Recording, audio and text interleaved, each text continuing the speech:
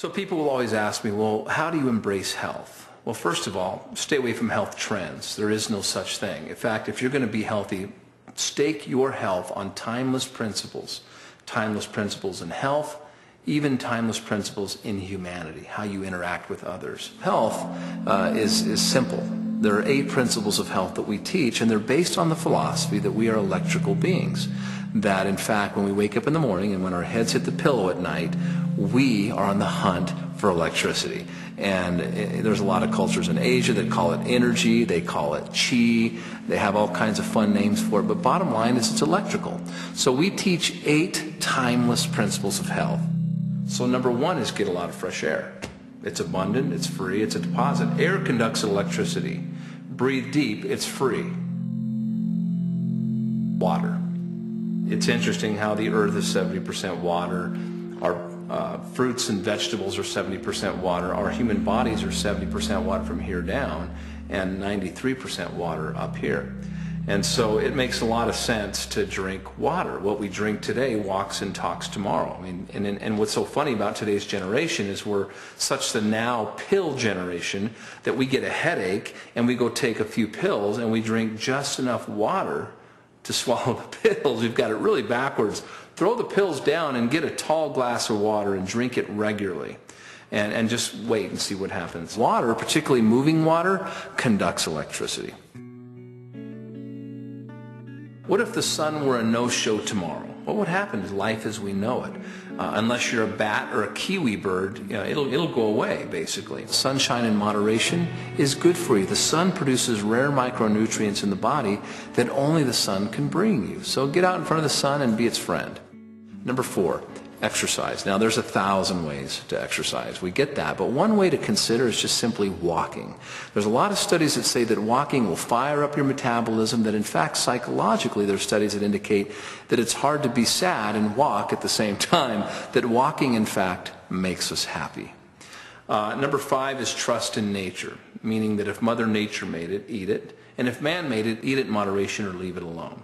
It's funny when you look at the indigenous cultures, how they didn't have to think about the foods that they ate. Nutrition to them was common sense. When they looked at food, it had a purpose to them.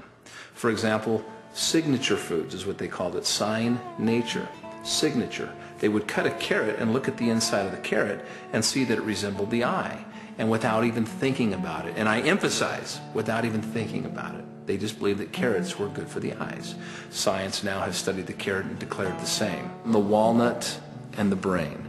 That a walnut is a small replica of the brain, and walnuts are loaded with essential fatty acids which have been studied to be good and perfect for the brain. Tomatoes in the heart.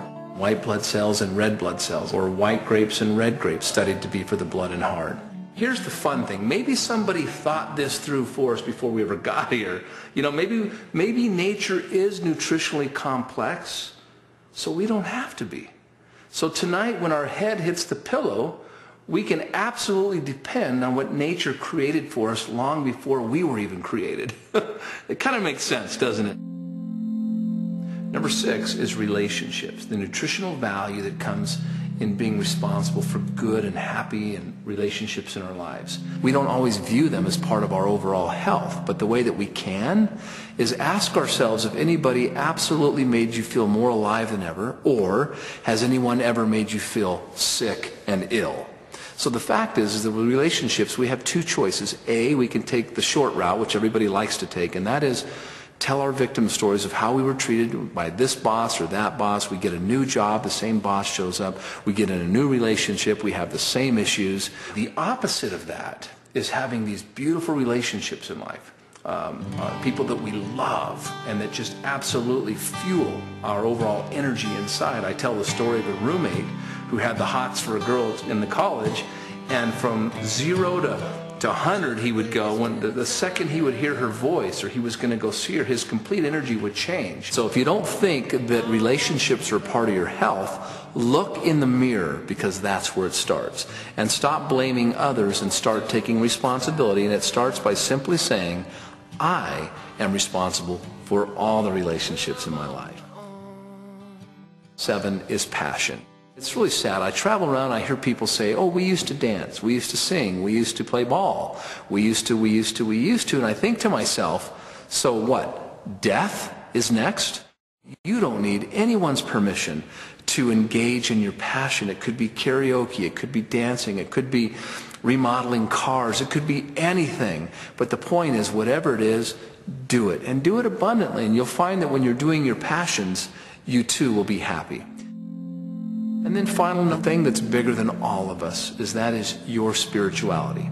Whatever that means to you. Something that's bigger than us that we can't get in the way.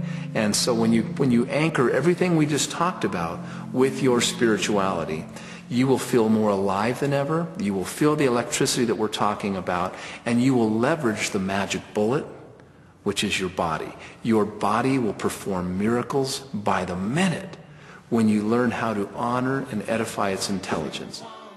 So by living the 8 principles of health, your body is practically bound to put you in a space of health, happiness, peace, and abundance. And the whole point is this, folks. Health is the pathway to creating and sustaining your dreams of love and family and intimacy and money and spirituality. And so when you embrace health, you discover that health is kindness, and kindness is in fact health. And that is what Powered by ForeverGreen is. It's health, kindness, and opportunity.